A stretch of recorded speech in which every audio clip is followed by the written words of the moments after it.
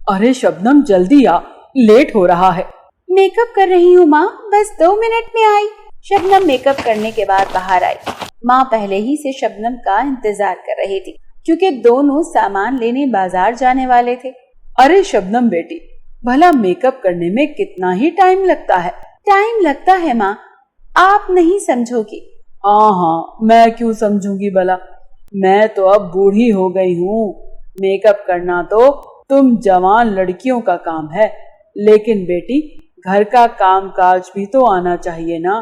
अरे माँ, मुझे काम काज सीखने की क्या जरूरत है, मुझे तो बस मेकअप करना आता है। अरे कल को ससुराल जाकर क्या करेगी? वहाँ भी मेकअप ही करूंगी माँ। मैं तो ससुराल जाकर एक बड़ा सा ब्यूटी पार्लर खोल लूंगी। हाँ, और घर का काम कौन करेगा? मैं तो घर के काम के लिए नौकरानी रख लूंगी। हाँ, और अगर तेरी सास ने तुझे ब्यूटी पार्लर खोलने ना दिया तो फिर मैं सास ही बदल लूंगी। अरे क्या होगा तेरा लड़की। चल अब बाजार चले, देर हो रही है। शबनम और उसकी माँ बाजार चले जाते हैं। तभी वो दोनों बाजार से घर का सामान ले रही थी कि शबनम की माँ को उस बाजार में अपनी पुरानी दोस्त मिल जाती है। अरे गीतांजलि तुम? हाँ मैं हूँ, कितने लंबे अरसे के बाद तुम्हें देखा है। अरे वाह, अपनी शबनम बेटी कितनी बड़ी हो गई है। मैं तो कहती हूँ कि तू इसकी शादी कर दे। हाँ, मैं भी यही सोच रही हूँ। तेरी नजर में कोई अच्छा लड़का है क्या? अरे हाँ, क्यों नहीं। मैं शाम को आती हूँ ना लड़के की फोटो लेकर। इसी बहाने शबनम बेटी के हाथ की चाय भी पी लूंगी। कुछ ही दिन में शबनम की माँ उसके लिए अच्छा सा लड़का देखकर शबनम की शादी कर देती है। शबनम के पति का नाम मोहन और वो गांव में छोटी सी दुकान चलाता है। ससुराल को लेकर हर लड़की की तरह शबनम के भी मन में बहुत सारे सपने थे, लेकिन ससुराल में कुछ ही दिन रहने के बाद उसे ये अंदाजा हो गया था कि उसके सारे सपने टूटने वाले हैं। शबनम की सास का नाम गायत्री था और वो बहुत खड़ूस थी। अबहू, इस घर में हम 3 लोग हैं, मैं, मेरे पति और मेरा बेटा, और हाँ तुम्हें मिलाकर 4। हर रोज तुम्हें 4 लोगों के लिए 3 वक्त का खाना बनाना होगा। खाना? लेकिन मुझे तो खाना बनाना नहीं आता। अरे हम तो समझे थे कि तुम बहुत संस्कारी और सुशील लड़की हो। हाँ माँ जी, वो तो मैं हूँ, क्योंकि सुशील लड़की के लिए खाना बनाना जरूरी होता है क्या? मुझे तो बस मेकअप करना आता है। अरे देख रही हूँ तुम सब कैसे मुझसे जबान लड़ा रही है। कहाँ फंस गए हम बेटा, हमारे साथ धोखा हो गया, धोखा। अरे माँ जी, मुझे खाना बनाना नहीं आता, लेकिन मुझे कोई और काम आता है। शबनम के ससुर ने पूछा। और क्या काम आता है तुम्हें बेटी? अब्बू जी, मुझे ब्यूटी पार्लर का काम आता है। मैं बहुत अच्छा मेकअप करती हूँ और मुझे एक ब्यूटी पार्लर चलाने का बहुत शौक है। आय क्या बोली? Beauty parlour? हाय हाय, ये कैसी बहू ले आई मैं, ये तो बाहर जाकर काम करना चाहती है। अब शबनम समझ गई कि इस घर में उसका ब्यूटी पार्लर का सपना तो पूरा नहीं हो सकता। शाम को जब शबनम रसोई में सबके लिए चाय बनाने की कोशिश कर रही थी, तभी वहाँ उसकी नंद राधिका आई। भाभी लाइए, मैं आपकी मदद कर देती हूँ। अरे राधिका, बहुत बहुत धन्यवाद। मुझसे तो ये काम हो ही नहीं रहा था। बस माँ को मत बताइएगा, वरना वो बिला वजह गुस्सा हो जाएंगी। एक बात पूछूं, ये तुम्हारे घर वाले मेरे ब्यूटी पार्लर वाली बात सुनकर चिढ़ क्यों गए थे? हाँ, अरे भाभी, ये सब पुराने ख्यालात वाले हैं। आप और मैं मॉडर्न हैं, हमारे ख्यालात इनसे नहीं मिलेंगे।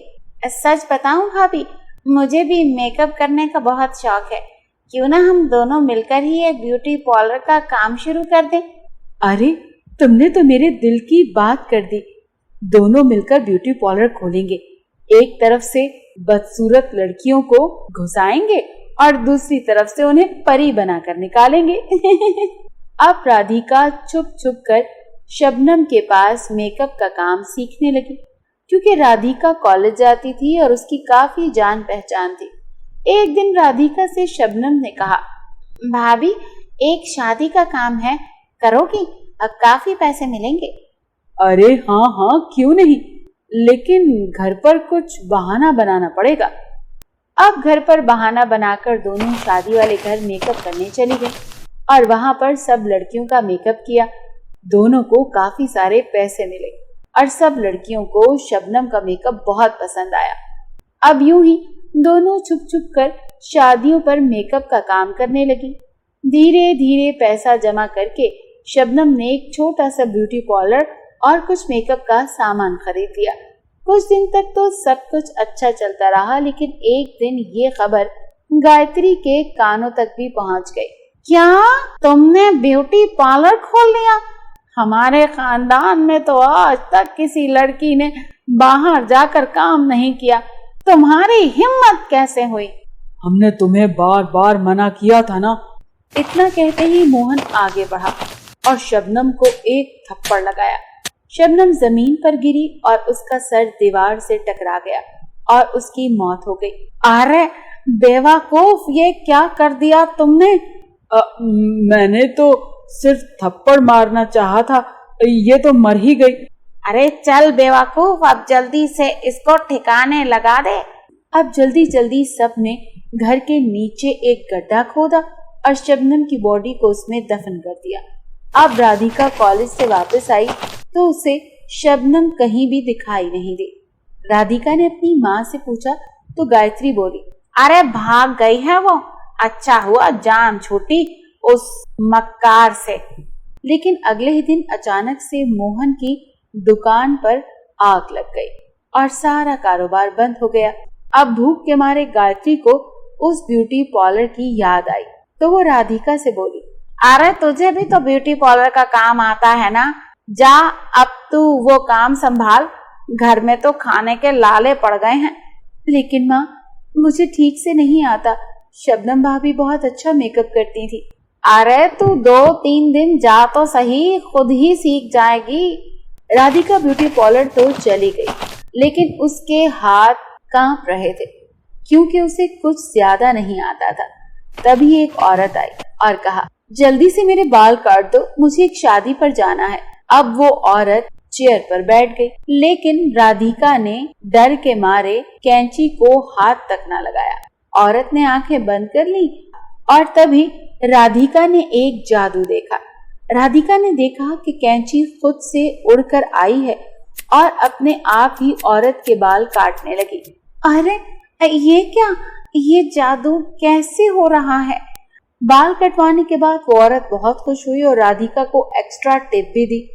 अचानक से पार्लर में शबनम की आत्मा आ गई और बोली, राधिका हैरान मत हो, मुझे पता था कि तुम घबरा गई हो, इसीलिए मैं तुम्हारी मदद के लिए आ गई। फिर राधिका की आत्मा ने उसे सब कुछ बताया, उसे इस मर्डर का बदला लेने के लिए कहा।